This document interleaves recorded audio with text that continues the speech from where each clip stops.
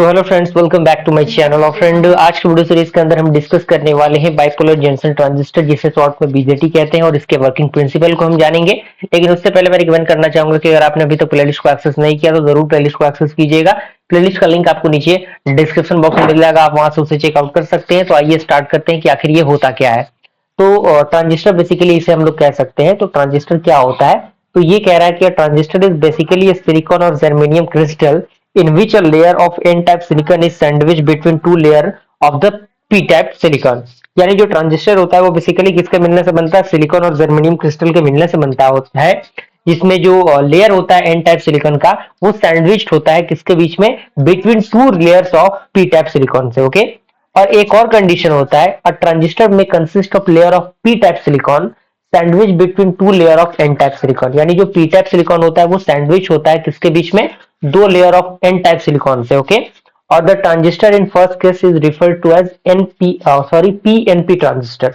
यानी जो first case बन रहा है, यानी ये जो केस बन रहा है, इस केस में जो ट्रांजिस्टर बनता है उससे हम लोग क्या कहते हैं?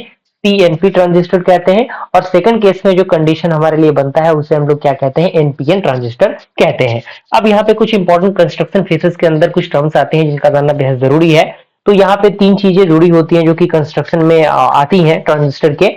इसमें सबसे पहला आता है इमीटर, जिसे हम लोग कैपिटल ई से रिप्रेजेंटेट करते हैं। दूसरा आपका बेस, जिसे बी से रिप्रेजेंटेट करते हैं। तीसरा आपका कलेक्टर, जिसे हम लोग सी से रिप्रेजेंटेट करते हैं। अब हम इसके ब्रीफली डिस्क्रिप्शन की बात करें तो ब्रीफली डिस्क्रिप्शन में सबसे पहला आपका आता है emitter.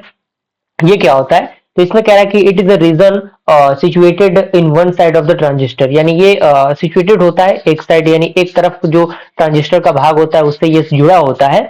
And the arrow of the emitter lead specifies the direction of current flow when the emitter, यानी जैसा कि आप फिगर के अकॉर्डिंग देखेंगे तो चीजें समझ में आपको आ जाएंगी। आप देख सकते हैं ये इमीटर है, ये आपका क्या है? कलेक्टर है, और ये जो बी है आपका बेस दिया हुआ है। तो ये एनपीएन ट्रांजिस्टर का फिगर है, आपके सामने यहाँ पे दिख रहा होगा। इस फिगर को अच्छी तरीके से आप लोग बनाइएगा। ये आपका क्या है? एनपी ट्रांजिस्टर है, और ये उसका फिगर है। सारा फिगर का रिप्रेजेंटेशन बेहद जरूरी है आपके लिए। और ये सैंबल हम इसे कह सकते हैं, सैंबल ट्रांजिस्टर का। कई जगहों पे आपको सैंबल भी मिलेगा, कई जगहों पे आपको फिगर भी मिलेगा।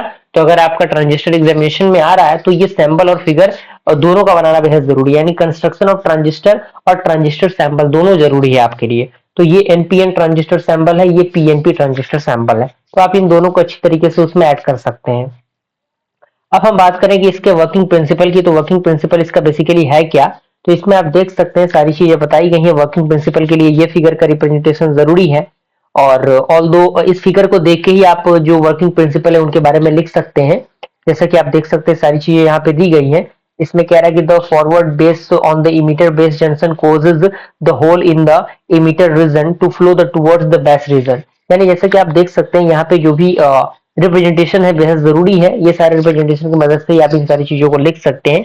और अदरवाइज अगर आप इस थ्योरी पार्ट को स्किप भी कर देते हैं तो चलेगा, लेकिन ऑल दो कुछ पॉइंट्स का याद होना आपके लिए बेहद जरूरी है। तो सारे पॉइंट्स बहुत इजी हैं, आप उनको देख के अपने अकॉर्डिंग जो नोट्स है वो बना लीजिएगा, थोड़ा सा पॉइंट वाइज लिख के।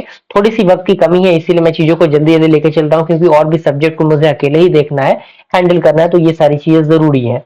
और कुछ यहाँ पे कंडीशन, टर्म्स एंड कंडीशन दिए गए हैं, आप उनको देख के अच्छी तरीके से समझ सकते हैं। और कुछ स्कीमा डायग्राम है फॉर द एनपीएन ट्रांजिस्टर के लिए, जैसा कि आप देख सकते हैं ये आपका है पूरा प्रोसीजर। तो मुझे पूरी उम्मीद है कि ये आपको अच्छी तरीके से समझ में आ गया होगा। नेक्स्ट वीडियो सीरीज के अंदर हम लोग जान देंगे कि कुछ इंपॉर्टेंट टर्म्स जो है उसके रिगार्डिंग डिस्कशन हम लोग कर लेंगे। मिलते हैं अगले वीडियो में फ्रेंड्स, तब तक के लिए थैंक यू।